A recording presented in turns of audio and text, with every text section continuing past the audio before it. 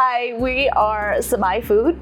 This is Sabrina and my name's Pidor Yang. We sell snack foods. Sahbyy Food actually means fun, happy in the Khmer language. So the foods that we sell is unique to the market. Sabrina actually makes a ginger turmeric tea. She also makes lemongrass chicken patties, chicken curry potato balls. My side, I sell the roasted pepper, garlic pepper chips, sesame flour cookies, the lemongrass beef or chicken cheesesteak sandwich with the pickled papaya and carrots. And we also have hokdi. A lot of our food, we have a lot of grung, which is the mashed lemongrass with the kappalat, lime leaf, and the galangal root. So we showcase a lot of that in different ways in our food. Oh, and your kimchi. And the kimchi, I know it's not Cambodian. We didn't want to compete with the auntie, so we want to offer something different also. I eat enough of it, might as well, and we do get requests for that, yes. We sell French fries too, I forgot to mention. Cheese fries. Yeah, my husband wouldn't like it if I didn't mention it, so. We're refugees, so a lot of us came here in the 80s, May of 1984, straight to Philadelphia from the Philippines. Most of my relatives, they were already here, so that's when we all came here. And my family came in 1975, right when the war broke. I was only about 3 or 4 months old at the time. We arrived at Fort Indiantown Gap. We had our sponsors take us over there. We have a house in Lebanon, Pennsylvania, and that's where we grew up. I came to Philadelphia for the first time that I can remember was when my sister came to college, and she just heard people say spectrum, spectrum, spectrum. So we checked it out. My parents took us, and that's when we saw a whole bunch of elderly ladies and elderly men who not necessarily are Khmer, just grilling out there, making their papaya salads, stir frying their noodles. Growing up in Lebanon, Pennsylvania, we didn't have the Khmer market. We have to go other places to get all of the ingredients. So when we found this place, it's kind of like, wow, there's a community out here that is actually doing this. I'm from Philly, so I started going there when I was in middle school. So pretty much in the early 90s, we used to do a family picnic back then. We would go to the Fairmount Park sometime, and sometime we would go to the Spectrum Park. Within the Cambodian community, like Pidor said, you heard of the words, the Spectrum. We're going to the Spectrum. So even though it's the arena, but they're referring to the FDR Park. My dad was really big in the Cambodian community, and he found some networks up here in Philadelphia. So we would come here often, go to Khmer soccer tournament, and then we would just gather after the games and actually go get food and go eat. I thought it was amazing. I mean, where else can you get papaya salad, beef on a stick, chicken on a skewer? And it's also food that we can relate to. Yeah. So your mom don't make it often, so you go there, you see food that you can relate to it. As year goes by, you saw more vendors and then money being exchanged. It was small. It's definitely not as big as what it is today. First started selling food when I was a little girl. My mom and I would make egg rolls to sell to my dad's coworkers, but it was always like a hobby for my mom, This is the first time I'm doing it as like an official adult and discovering what I'm capable of. This is our first season. I didn't realize how much prep time would be involved. To be honest, I almost gave up earlier on. We started in April because I have a full-time job, trying to juggle between teaching, lesson planning, coming home to grade paper. So it was really a lot. And then being in the environment in April, we had rain, storm, wind, and hail, and just constantly prepping after coming back day in and out. It's a lot. It's a lot. But it's a hard start. I mean, just to be honest, coming in and doing this as a new vendor, you don't know what to expect. You don't know how to time manage. Do I need this? Do I need that? Let's just bring everything. Now we have to set up the tables. How many tables do we need? How many grills do we need? And then on top of that, will our food sell? We've changed menus, so I think what we have now is what we're going to keep. It seems to sell with our customer. Yeah. Our fusion food actually really works well, and it complements everything else that's already there. We've been friends for years too, and we like to eat. I like to eat more than I like to cook. She likes to cook. I love to cook. I used to make egg rolls. Yeah. A lot of egg rolls, and I would see a lot of your posts, and a lot of your, you would say your friends would kind of order it from you. Yeah. And I'm like, oh, her food's pretty good. Yeah. I had the opportunity to go learn how to make donuts. And I said, well, let's combine, I'll go learn it. I'll bring it back. I'll teach you. We don't have to make donuts, but maybe we can actually make it into a pastry shop where you can have your egg rolls in there as well. And I could do my little pastries. She's, no. And I said, okay, I don't want to do it right now, but I want to take the time to learn to develop it. She called me and told me about the opportunity. And I was so excited. I'm like, let's do it. How much is it? Let's do it. Without a thought, without thinking about it. And didn't even ask my husband.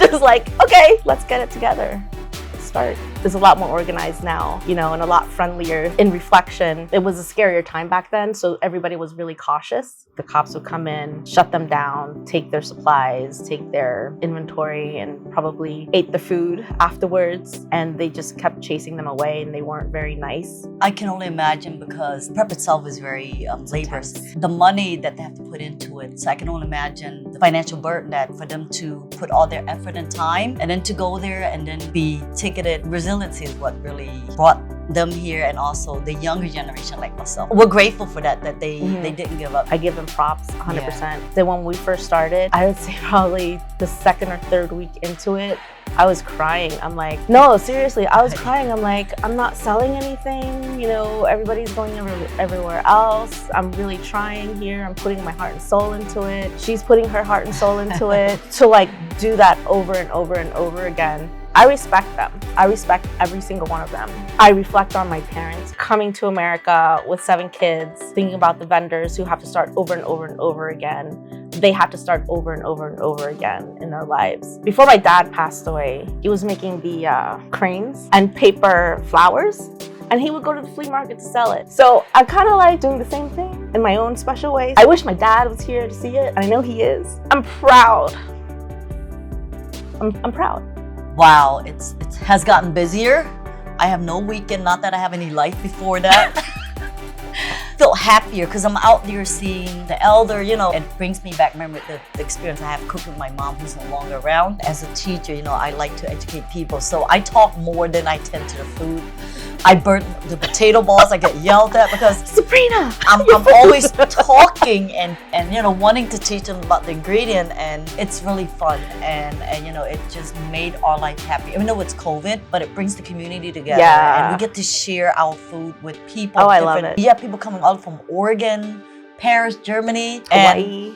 And we have to get used to the word live now because we have the elder who's coming, you know, they're doing live shows. So we have to get used to that. There's nothing like it anywhere, and that's what they would say. It's nothing like it anywhere. I'm not a big social media person either, but any attention is good, especially if it's a wonderful thing. I appreciate every single influencer that comes out there. There's some big ones that are following Sahbyy Food and are reposting and just marketing the heck out of all of the vendors, not just us, but everybody else that's out there. It allows validity of all of us that's out there. I mean, it brings awareness and heightens the awareness of Asian Americans that live there and who is just trying to survive and trying to live and raise their family off of weekend business. You know, I mean, the influencers are important. The live feeds are important. It brings the attraction back to Philadelphia. It's not just, you know, to the Asian community, but to the Philadelphians that actually offer a marketplace. This is Southeast Asia, you know, market here. It's special. You can't find any other types of foods because it's home cooking right here in your backyard, and it's a beautiful place.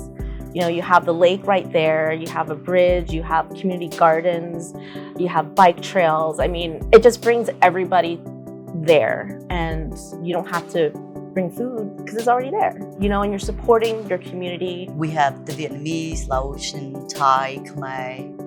I think it's awesome because we have a lot in common. What interested me was a lot of our cousins who are non-Asian did not know that those the group of people make up the Southeast Asian community. I think it's amazing that we all come together and also showcase our differences, and at the same time, the variety of food. And it's not just food, also other produce as well, and also other trinket, clothing, and everything. So that's what really makes it amazing. We actually promote the other vendors that are out there. Like for us, a lot of them come to buy her the bulk tea, yeah. And they ask for vegetables, so we direct them to the tent right next to us who for sells the veggies, vegetables. Yes, so yeah.